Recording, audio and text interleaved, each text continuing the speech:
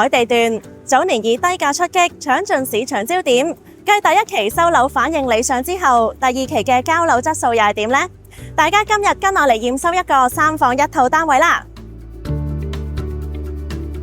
單位位於2B 座高層 A 室，實用面積718平方尺，採3房1套連儲物房間隔。一入門口就感受到發展商嘅細心之處。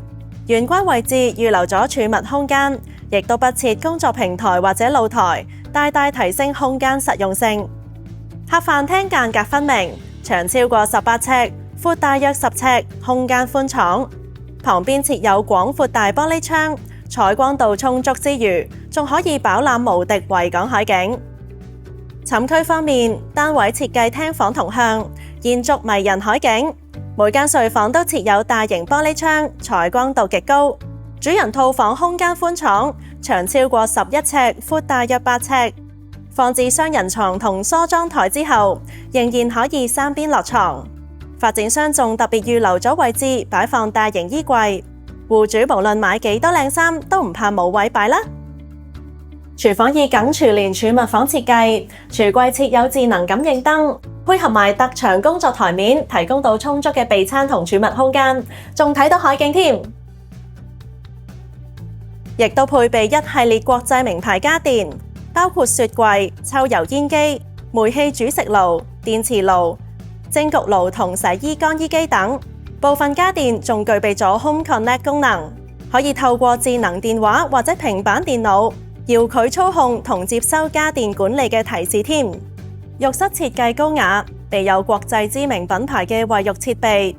鏡櫃設有活動層板、風筒架同隱藏式插座。發展商特登打側安裝，方便住戶日常使用，美觀同功能兼備。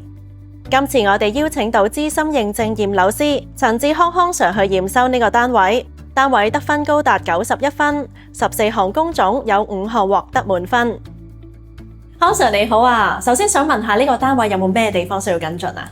咁啊，呢個單位咧，我哋驗完啦。咁啊，主要需要執嘅地方咧，就主要有3樣啦。咁啊，第一樣就係玻璃啦。喺1期同埋2期嚟講咧，其實個玻璃花咧已經進步咗好多，咁啊少咗幾件玻璃有問題啦。第二樣咧就係啲門咧有彎曲嘅情況，咁啊建議業主咧要特別留意啦。第3樣咧就係窗外面嘅冷氣分體機咧，有時啲包膠咧未必包得咁靚，咁啊呢啲位置都要特別留意啦。咁想問下咧，咁呢個單位有咩地方係做得好嘅？你覺得？咁啊，呢個單位咧做得比較好嘅地方啦，入到嚟個單位成個嘅清潔度咧，其實都係幾靚嘅。第二樣啦，就係你會見到啲地板咧個色差咧係比較少啲，咁同埋你會見到其實個地台車嘅情況咧都唔係太多。第三樣咧，你會見到咧其實個假天花咧都係做得幾好嘅。咁可唔可以總括一下整體交樓質素係點啊？咁啊，呢個單位咧，咁啊最後嘅得分咧就係91分，咁其實都係幾高嘅分數嚟嘅。咁但係業主咧可能要特別留意下個噪音啦。咁啊，因為我哋啱啱咧一開窗嘅時候咧，你會聽到咧係好明顯嘅打鑿聲啦。咁啊，附近有啲地盤。咁但係一閂窗之後咧，其實個噪音咧就少咗好多。咁但係業主咧都可能要特別留意啦。好啊，唔該晒康 Sir。咁聽落都幾唔錯喎。項目除咗交樓質素好之外，仲有好多地方值得留意㗎。設計師悉心設計，信箱入面設有智能感應燈，如果信箱有新信就會着燈，方便住戶使用。2期匠心設計嘅拱門出入口高大約13米，配合埋黃昏溫暖天色，散發出明澤嘅氣派。而當中第3座提供市區罕有嘅複式戶型，盡享低密度優越氣派。另外，雙會所 Club Coastline 面積超過7萬平方尺。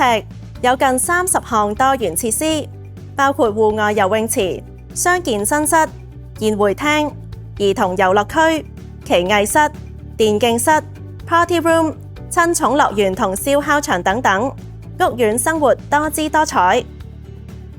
今日同大家了解完親海站嘅交樓質素，又睇埋會所設施，大家覺得點呢？